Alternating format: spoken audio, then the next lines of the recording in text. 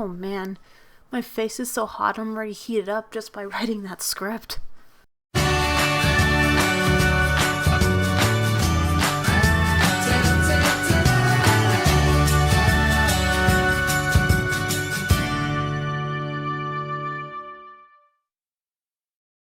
I'm a school bus driver, and I love my job. Yeah, there are things that aren't fun about the job, but overall, it's a job that I love and suits my personality and my family the best. When I began training to be a bus driver, I was told by my trainers that school bus drivers could bring their kids with them, and I, knowing I was going to be a mom one day, thought that was one of the most amazing things about the job.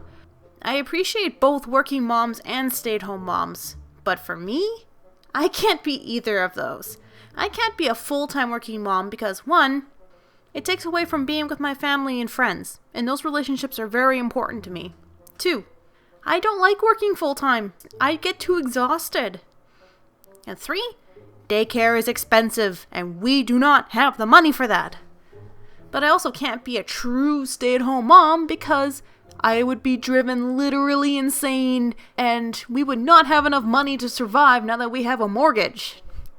The job of a school bus driver gets me out of the house, but also gives me the ability to spend one-on-one time with Rubel, as well as giving me time to do chores and errands. So when Rubel reached the age of 1, I was ready to bring him on the bus, and telling the staff that when I returned from mat leave, I was bringing him with me. However, it wasn't going to be as easy as I had presumed. Being a Canadian citizen, I was given 12 months of paid maternity leave, and a lot happened within that time since Rubel was born. My gallbladder tried to explode, and I spent a week in the hospital while Robin, his parents, and my sister took care of 2-month-old Rubel.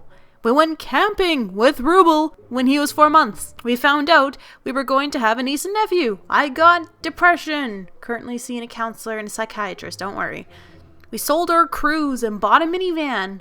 But most importantly, we bought our very first home. Robin worked as hard as he could to bring in money to pay for all the expenses. But even though I was paid through maternity benefits, it wasn't enough to pay for the house, and our expenses were starting to pile up. I had to make a choice, and 9 months into my maternity leave, I returned to work to help the family. Rubel was too young to come with me at the time, so he stayed at many friends' houses while I worked. They didn't ask for any payment, and I'm so thankful for their generosity. The staff who were there before I left on mat leave were happy to see me back, and I told them, of course right away, that I intended to bring Rubel with me, and they accepted that. So Rubel's birthday was coming up, and I went up to the safety manager, the person who's in charge of safe activities, as well as responding to accidents if they happened, and asked if I could bring Rubel on the bus. Her answer was not one I expected. Can he walk? What do you mean, can he walk? He doesn't need to walk. He's too young to understand that buses are dangerous machines for a toddler. Until he can understand what's going on, I'm going to carry him every time I go on the bus. So I said, well, kind of. Can he walk unassisted and without wobbling? Well, no. Well, if he can't walk, then we can't have him on.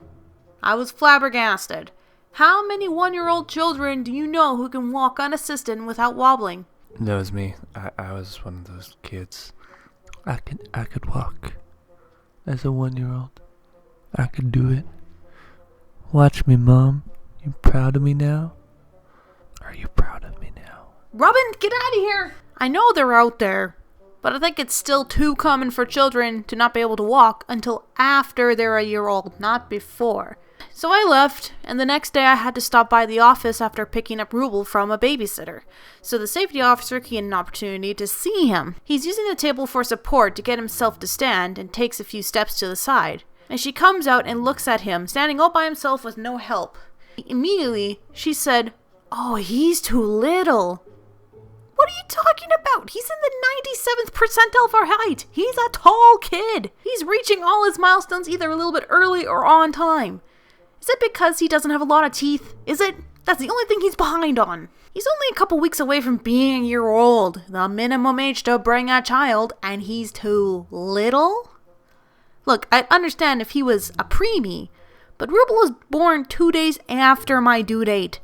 I think he's at the right age there, woman. So she keeps going on about how he needs to walk, and of course I'm calling BS because I was never told that a kid had to walk to join their parents onto the bus.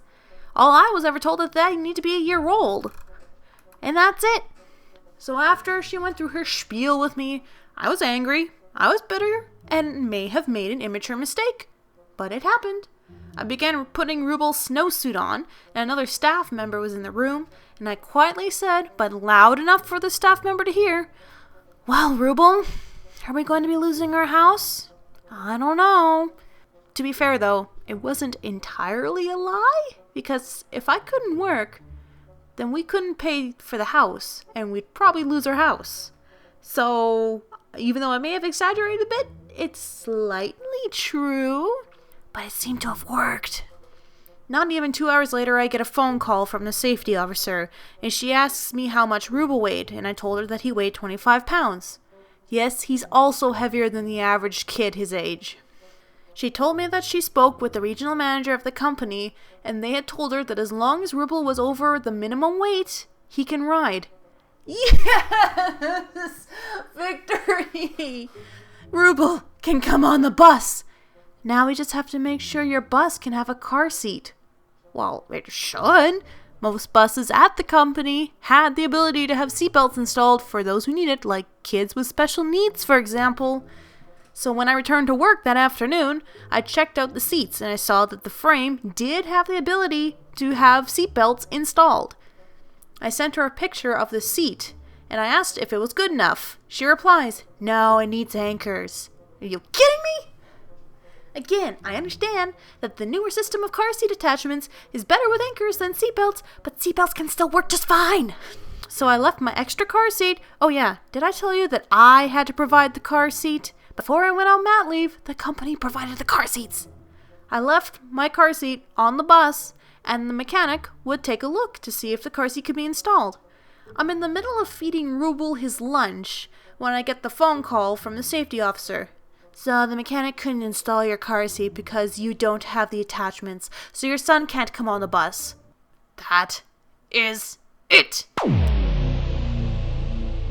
"So you can't use seatbelts to put the car seats in?" "No, we can't do that." "Well, why don't I just switch buses then? I saw a bus with anchors in the front seats." "That's not my department." "So, are there any options?" "No, not really. We can't let you drive your son in a car seat that's not properly secured. What if you get into an accident and he gets hurt? We would all feel bad." Woman, did you just tell me that you think I would put my son, my only beloved child at the moment, in danger with an improperly secured car seat? Oh, heck no. Did she really think I was that stupid to put my son's life in danger like that? Was it because she was in the office and she's like, "I have to dumb everything down for the drivers because they're all uneducated idiots who don't actually like their jobs. They're just working here until they find something better, so they don't really care about safety of their passengers or themselves." Firstly, I technically have seniority over her because I was working there longer than she was. Secondly, I like my job and I take everything seriously. Thirdly, if it weren't for us drivers, she wouldn't have a job. That comment in that tone of voice right there, I was not going to take that. And I responded, "I understand that." And I didn't hide my tone of voice at all, because I was pissed. If there are no options for me, then I have no choice but to quit. Well, we would be sorry to see you go. You wouldn't be sorry to see me go. I finished the phone call, and I'm so angry that I began crying. I talked to Robin over the phone right after, asking what I should do, because I was scared. I was prepared to leave right there and then, but I did not have a backup for a job, and the scary fact of finances when we had so many bills to pay. Plus, I didn't want to put Ruble into daycare all the time, as daycare, it would be way too expensive for us, and it would just be better off if I just stayed home. He told me that she was being very unfair, as they had specifically told me that I could bring Ruble on the bus, and then they were making it more difficult for me to do that. He said that this was court-worthy. Then he said one last thing before hanging up. Please talk to your manager. Because Ruble was napping, I was unable to go into the office to speak to him in person. And I couldn't make a phone call because I'm terrible at confrontation when I have nothing prepared to say. So I wrote a long email to him. I told him about the disrespectful vibes I was getting from the safety officer, the difficult process I was not told about when having my son on the bus, and why this was so important to me. I went into detail about the financial trouble we were having when Robin was laid off for most of the year, and we were still in recovery for that after he got his job. And I told him why I had to return from mat leave sooner than I wanted to, including why daycare wasn't an option. I then told him that I was going through depression, and I was trying to get help, but the cost of gasoline for babysitters and occasional daycare costs was keeping me from getting the help that I needed.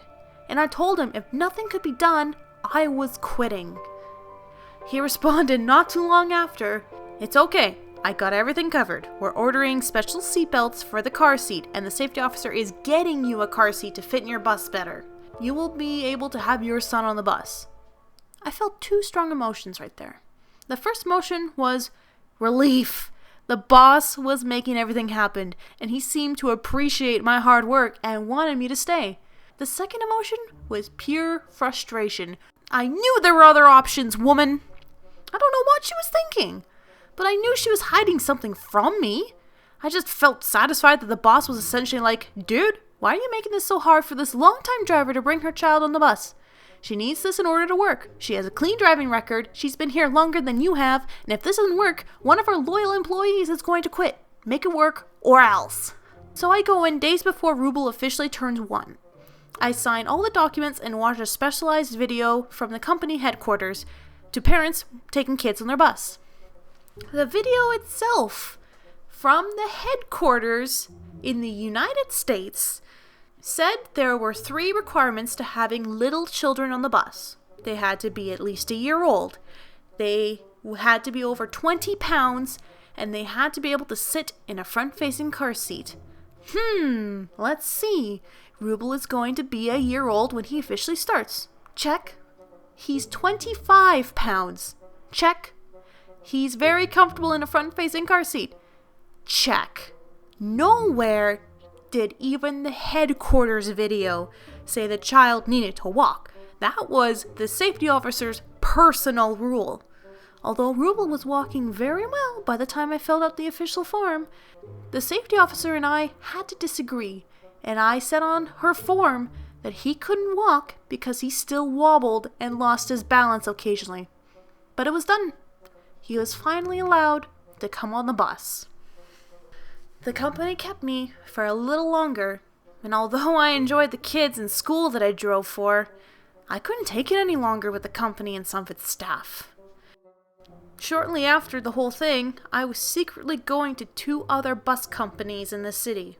One for a rural school division, and one that was the competitor. I told them about the situation and why I was considering leaving, and both of them were so confused why it was so hard for me to get Ruble on the bus. Because both of them said, "Oh, we don't require the kid to be able to walk. They just have to sit in a front-facing car seat well, be a year old, and over 20 pounds. Exactly! And because I was already a trained driver with a clean record, I need minimal training for both companies. They both kept my resumes because neither of them had routes open in case I had to leave right there. By the time this video is published, there are either a couple of outcomes. If this comes out before the end of June, I will be leaving the company at the end of the school year. If this is during summer, I have left the company. I'm enjoying my summer off and will be starting with another company in the new school year. And if this is after September, then I have already started working at the new company. Do you ride the school bus to and from school? If you do, how do you like it? What is your driver like? Do you like them or do you not like them? Tell me in the comments below. And thank you to Snowy Glossy for coloring help. Go check out her channel and DeviantArt page if you liked her work. And he essentially said, "It's okay. I got everything covered. We're ordering special seatbelts for a car seat, and the safety officer..." Hey, you fat lard, come get some dinner. Thanks, Robin. It's okay. You fat lard, come get some dinner. Rob!